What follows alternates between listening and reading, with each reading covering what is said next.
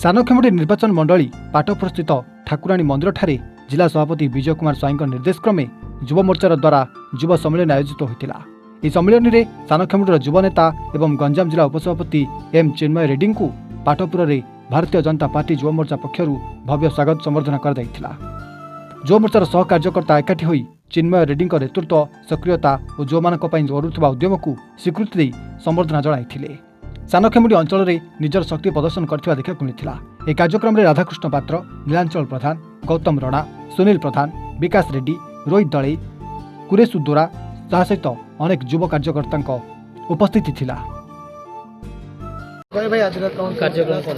समस्त प्रथम धन्यवाद देवी आमर युव मोर्चा जो मैंने आम एरिया सानखेमुंडी एरिया समस्त अच्छा आम चिन्मयर मोर गुजरात जाई जो एकता यात्रा आम जोगदेलु आमर सरदार वल्लभ भाई पटेल पाखक जाई आम आशीर्वाद आणलु से आमको संबर्धना देथियारु आम अशेष धन्यवाद ज्ञापन करूँ। आम चिन्नू भाई जो गुजरात जाइए जो सेठी जो प्रतिनिधि भाव है जो भाव जो जाकि कार्यक्रम जोगदे आसते से आमर आज गर्व से आम आज आमर भाई की संबर्धना दे स्वागत जनइलु। सानखेमुंडी अशोक कुमार साहू रिपोर्ट A1 ओडिशा।